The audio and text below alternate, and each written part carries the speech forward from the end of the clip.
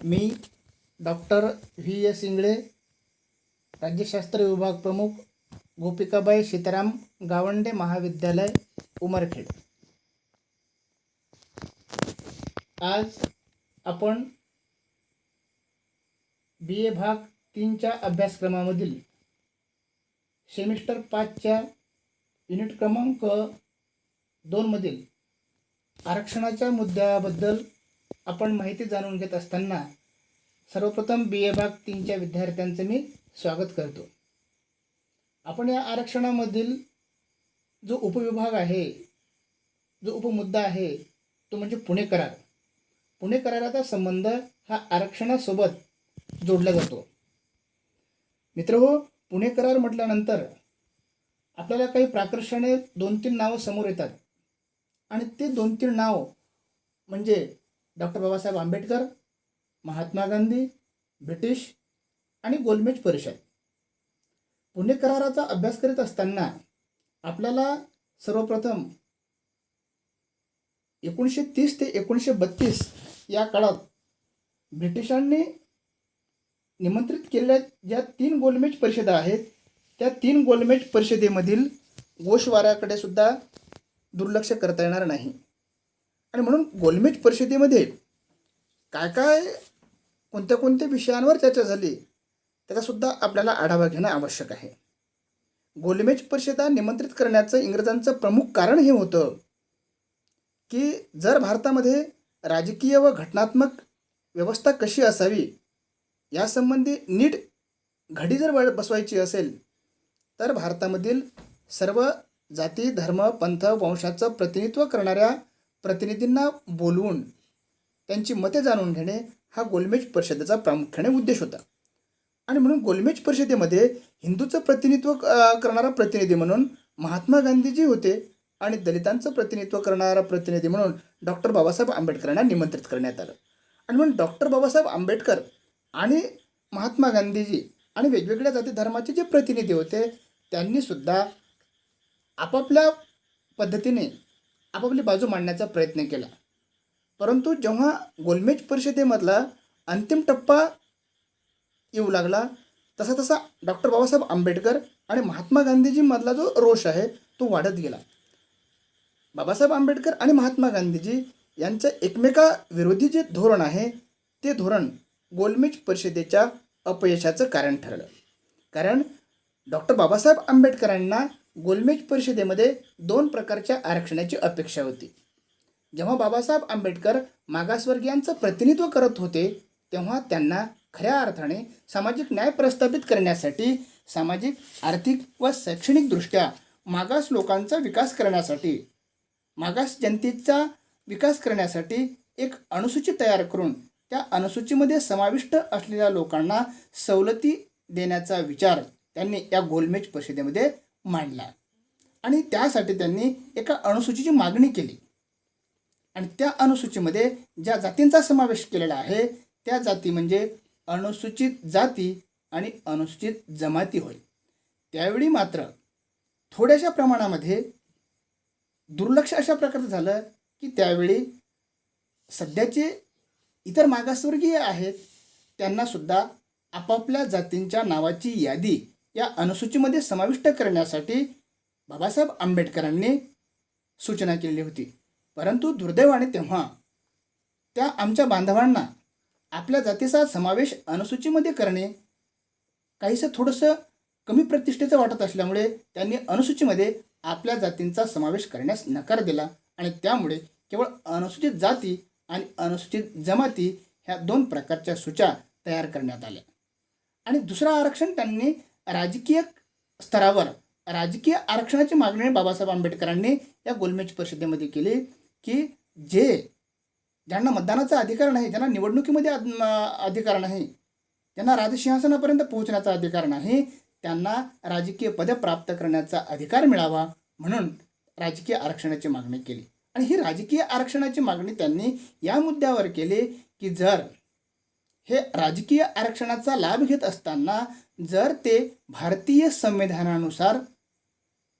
संविधानाशी प्रामाणिकपणे राहत असेल तर त्यांना राजकीय आरक्षणाची जी मर्यादा आहे ती दर 10 वर्षांनी वाढवण्यात यावी. जर त्यांचा त्या समाजाचा, त्या जातींचा, त्या अनुसूचीमधल्या लोकांचा संविधानासोबत जर प्रामाणिकपणे जर ते वागण्याचा प्रयत्न करत असेल तर. आणि म्हणून अशा प्रकारच्या या 2 आरक्षणाच्या बाबतीमध्ये मात्र महात्मा गांधीजींचा ठाम विरोध होता. कदाचित महात्मा गांधीजींना यामध्ये एक भीती फार मोठ्या प्रमाणात सतावत होती आणि ते म्हणजे जर अशा प्रकारचं आपण आरक्षण जर दिलं तर हिंदू समाज विभक्त होईल. आणि याच मुद्द्यावर नंतर पुणे कराराची पायाभरणी सुरू झाली. कारण गोलमेज परिषदेचं जे अपयश आहे, गोलमेज परिषदा अपयशी झाल्यानंतर तत्कालीन पंतप्रधान मॅकडोनाल्ड यांनी एक जातीय निवाडा जाहीर केला आणि या जातीय निवाड्यानुसार या गोलमेज परिषदेमध्ये निश्चित केलेले जे काही नियम आहे, जे काही तरतुदी आहे, त्या तरतुदी जाहीर करण्यात आल्यात आणि त्या तरतुदीला महात्मा गांधीजींचा विरोध होता. आणि तशा प्रकारची नाराजी महात्मा गांधीजींनी तत्कालीन ब्रिटिश पंतप्रधान मॅकडोनाल्ड यांना कळविली सुद्धा. आणि थोड्याशा प्रमाणामध्ये डॉक्टर बाबासाहेब आंबेडकर मात्र या गोलमेज परिषदेमध्ये जाहीर करण्यात आलेल्या ज्या काही सूचना आहे त्याबद्दल समाधानी होते. परंतु महात्मा गांधीजींनी विरोध केल्यामुळे तेव्हा मॅकडोनाल्ड यांनी मात्र महात्मा गांधीजींच्या त्या विनंतीला फारसा प्रतिसाद दिलेला नाही. आणि परिणामी महात्मा गांधीजींनी पुण्यामध्ये येरवडा कारागृहामध्ये 20 सप्टेंबर 1932 आमरण उपोषणाला सुरुवात केली. आणि आमरण उपोषणाचं कारण एकच होतं की जो दलित समाज आहे किंवा दलितांना जे विभक्त मतदारसंघ दिलेले आहेत तशा प्रकारच्या विभक्त मतदारसंघ देऊ नये, याला ठाम विरोध महात्मा गांधीजींनी केला. आणि डॉक्टर बाबासाहेब आंबेडकर मात्र अशा प्रकारच्या आरक्षणाबद्दल आग्रही होते. आणि परस्पर विरोधी अशा प्रकारच्या या मुद्द्यामुळे संपूर्ण भारताचं जे राजकारण आहे ते संपूर्ण भारताचं राजकारण ढवळून निघत होतं. एकीकडे महात्मा गांधी जे भारताच्या राष्ट्रीय आंदोलनाचं नेतृत्व करत होते, स्वतंत्र आंदोलनाचं नेतृत्व करत होते, आणि दुसरीकडे मात्र याच समाजातील दीनदलितांना एक सामाजिक न्याय प्राप्त करून देण्यासाठी पुढे आलेलं उभरतं नेतृत्व डॉक्टर बाबासाहेब आंबेडकरांच्या रूपाने होतं. आणि म्हणून तेव्हा जे सन्माननीय पंडित मालवीय, डॉक्टर राजेंद्र प्रसाद, डॉक्टर मुंजे, बॅरिस्टर सप्र जयकर, MC राजा यांनी मध्यस्थी करून दोघांमध्ये चर्चा घडवून आणून महात्मा गांधींचे मन वळवून काहीशा प्रमाणामध्ये बाबासाहेब आंबेडकरांना समजावून एक चर्चा घडून आणली. आणि महात्मा गांधीजींनी येरवडा कारागृहामध्ये सुरुवात केलेल्या आमरण उपोषणाची सांगता करण्यासाठी फार मोठ्या प्रमाणामध्ये हातभार लावला. आणि सरतेशेवटी 26 सप्टेंबर 1932 डॉक्टर बाबासाहेब आंबेडकरांशी चर्चा करून मध्यस्थी करून पुणे करार घडवून आणला.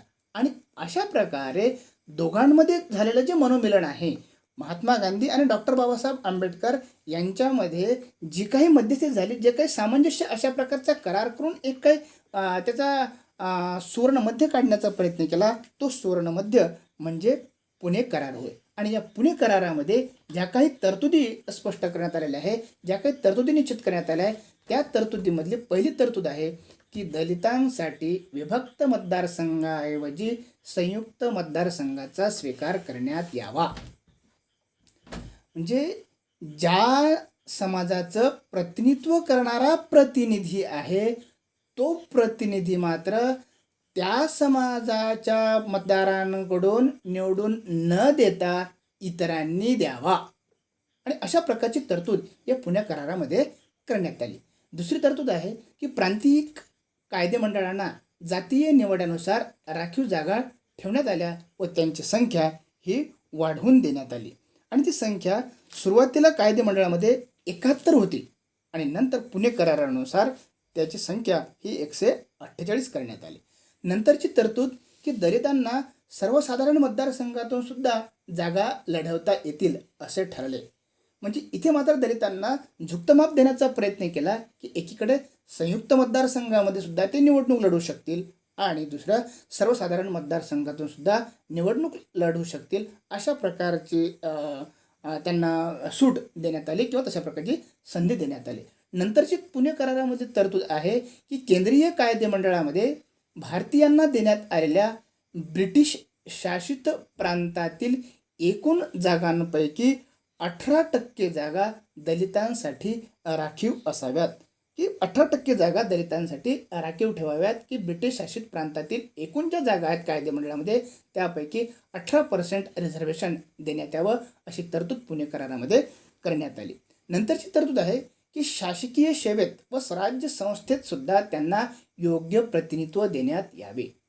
ही तरतूद मात्र काहीशी संदिग्ध स्वरूपामध्ये असलेली आम्हाला दिसून येतं, की शासकीय सेवेत व स्वराज्य संस्थेत त्यांना योग्य प्रतिनिधित्व देण्यात यावं, ज्याची आम्हाला आजही वाट पाहावी लागतं, की जी काही ठरलं गेलेलं आहे तशा प्रकारचं आरक्षण आज शासकीय सेवेमध्ये किंवा स्वराज्य संस्थेमध्ये मिळते की नाही याचा अभ्यास राज्यशास्त्राच्या अभ्यासकांना करणं आवश्यक आहे, की त्यांना योग्य प्रतिनिधित्व देणं आवश्यक आहे की नाही याचाही सुद्धा साकल्याने अध्ययन करणं आवश्यक आहे. नंतरची तरतूद आहे की दलितांना शैक्षणिक विकासासाठी पुरेशी आर्थिक तरतूद करण्यात यावी. दलितांना शैक्षणिक विकासासाठी पुरेशी आर्थिक तरतूद करणे अतिशय आवश्यक आहे. शिक्षण कधी घेईल? शिक्षण घेण्याचा अधिकार आहे, शिक्षण घेण्याचा अधिकार बहाल केलेला आहे, परंतु ते शिक्षण जर महागडं असेल तर मात्र सर्वसामान्य माणसाला शिक्षणाची दारं एक प्रकारची बंद आहे असंच आपल्याला म्हणावं लागेल.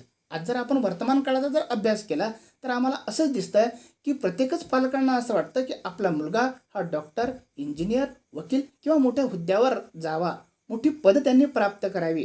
परंतु अशा प्रकारचं शिक्षण जर आम्हाला मिळवायचं असेल तर आम्हाला उच्च शिक्षण घेत असताना मोठ्या प्रमाणामध्ये आर्थिक पाठपुरावा सुद्धा आम्हाला करावा लागेल, आर्थिक पाठबळसुद्धा आम्हाला उपलब्ध करून द्यावा लागेल. आणि म्हणून दलितांच्या शिक्षणासाठी, दलितांच्या विकासासाठी, शैक्षणिक विकासासाठी आर्थिक तरतूद करण्याची व्यवस्था ही पुणे करारानुसार करण्यात आलेली आहे.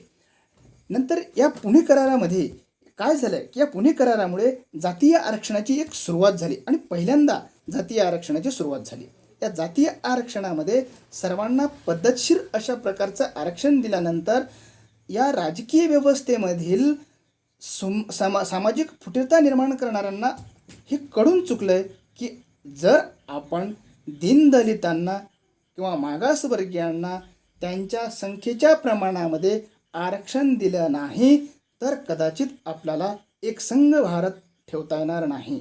आणि तेव्हा या पुणे कराराची फार मोठी फलश्रुती जर आपण पाहायचं म्हटलं तर हे या संपूर्ण पुणे कराराचं यश किंवा पुणे कराराची फलश्रुती आपल्याला सांगता येईल की या भारतीय एक संघ भारतासाठी आवश्यक असल्याचं आरक्षण हे भारताच्या नेतृत्वाला कळून चुकलं. जर आपण आरक्षण दिलं नाही तर भारताला एक संघ ठेवता येणार नाही. आणि म्हणून आजही आपण असं म्हणतो की आरक्षण आम्हाला का आवश्यक आहे? आरक्षण यासाठी आवश्यक आहे की आमच्या समाजामध्ये जातीच्या आधारावर करण्यात आलेल्या व्यवसायाची वाटणी ज्यामुळे आमच्या समाजामध्ये एकमेकांच्या विरोधात तेढ निर्माण झालेली आहे. की पंतप्रधान होण्याचा अधिकार कोणाला, मुख्यमंत्री होण्याचा अधिकार कोणाला, मंत्रिमंडळामधील मोठमोठी पदे प्राप्त करण्याचा अधिकार कोणाला, राष्ट्रपती भवनामध्ये जी महत्त्वाची पदं आहेत ती कोणाला, सर्वोच्च न्यायालयामध्ये जे न्यायाधीश आहेत ते कोणाला. आणि आम्ही आजही जर विचार केला तर आरक्षणाच्या बाबतीमध्ये आम्ही जेव्हा असं म्हणतोय की शैक्षणिक संस्थांमध्ये एवढं टक्के आरक्षण, SCला एवढे टक्के, STला तेवढे टक्के, OBCला एवढे टक्के, ओपनला बाकीचं, अशा प्रकारचे आरक्षणाचा जो तक्ता तयार करण्यात आलेला आहे हा तक्ता भारतामध्ये राष्ट्रपती भवनापासून तर ग्रामपंचायतपर्यंत तंतोतंत लागू करणं आवश्यक आहे. आम्ही आज पाहतोय की पंतप्रधानाचं पद हे आरक्षित का नाही? पंतप्रधान होण्याचा अधिकार हा कोणाला असावा? असं का नसावं की एक टर्म SCला, दुसरी टर्म STला, तिसरी टर्म OBCला, नंतर ओपनला, अशा प्रकारचं आरक्षण राष्ट्रपती पदासाठी नाही, पंतप्रधान पदासाठी नाही. आम्ही तरतूद कायदेमंडळामध्ये केलेली आहे की कायदेमंडळामध्ये जातीच्या आधारावर आरक्षण असावं की SCला एवढे टक्के आणि STला तेवढे टक्के. परंतु कायदे मंडळावर आधिपत्य प्रस्थापित करणारी, प्रत्यक्षात शासन कारभार करणारी जी यंत्रणा आहे, कायद्याची अंमलबजावणी करणारी जी प्रशासकीय यंत्रणा आहे, त्या कार्यकारी मंडळामध्ये मात्र आम्ही अद्यापपर्यंत आरक्षणाची तरतूद किंवा आरक्षणाचा जो तक्ता आहे तो कायमस्वरूपी ठेवलेला नाही. आणि म्हणून आजही आम्ही पाहतो भारतामध्ये जेवढी घटक राज्यांची सरकारे आहे, जेवढे केंद्रशासित प्रदेशांची सरकारे आहे, त्या सरकारांमध्ये जातीच्या आधारावर सरकारच्या कायदेमंडळाने मान्य केलेल्या आरक्षणाचे जे तक्ते आहे ते कार्यकारी मंडळासाठी लागू नाही, मुख्यमंत्री पदासाठी लागू नाही.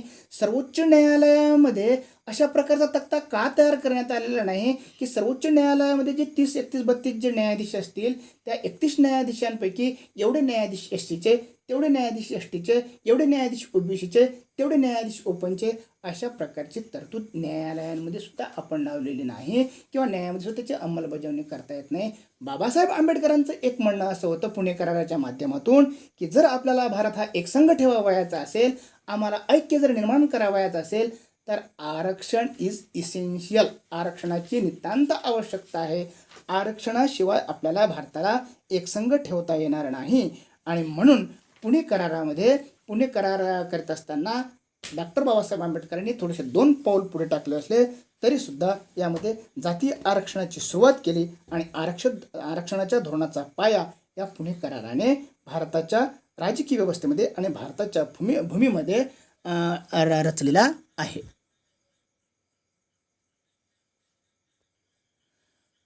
आता ह्यानंतर पुणे कराराचं जर आपण मूल्यांकन केलं तर आपल्याला पुणे कराराचे यश आणि पुणे कराराच्या अपयशाकडे जाणं आवश्यक आहे. पुणे कराराचं काय यश आहे, पुणे करारामुळे काय असं चांगलं झालं, तर आपल्याला प्राकर्षाने नजर टाकल्यानंतर असं दिसून येतं की पुणे करारामुळे भारतातील आरक्षणाच्या धोरणाची व्यापकता वाढली की आम्हाला संपूर्ण जातीला, केवळ एससीलाच नाही, एसटीलाच नाही, ओबीसीलाच नाही, तर जातीच्या आधारावर सर्वांनाच आरक्षण देण्यात यावं.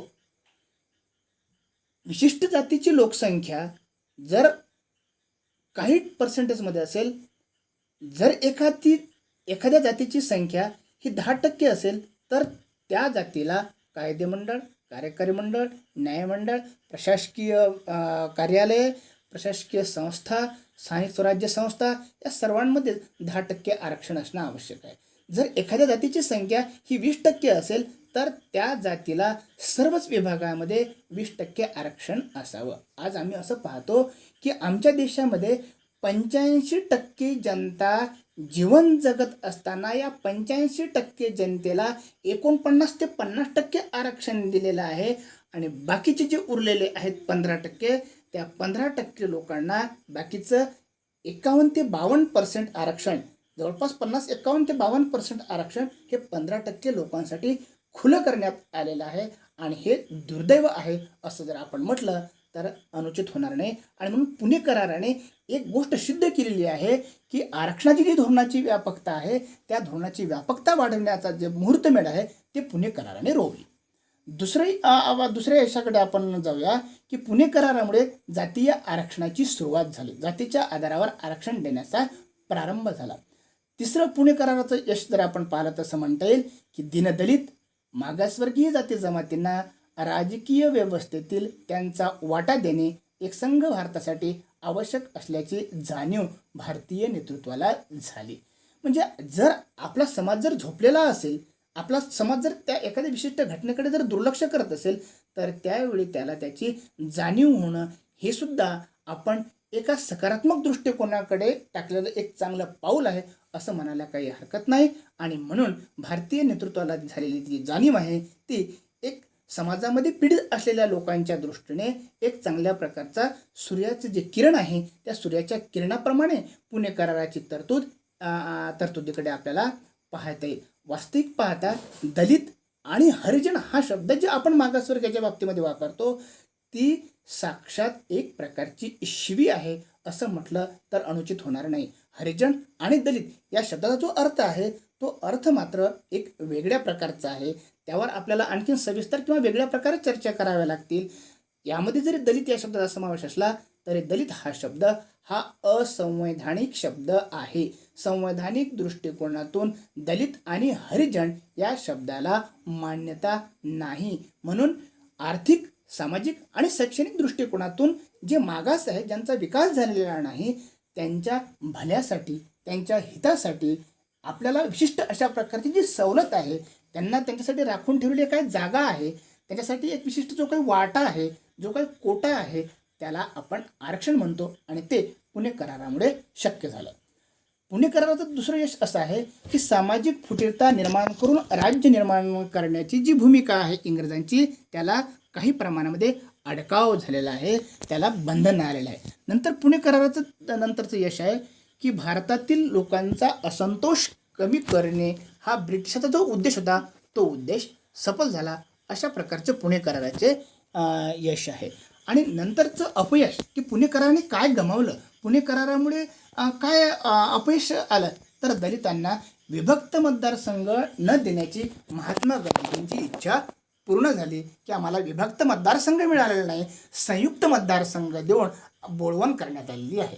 नंतर दुसरं अपयश पुणे कराराचं आहे की स्वतंत्र मतदारसंघाची निर्मिती करण्यात अपयश आलं.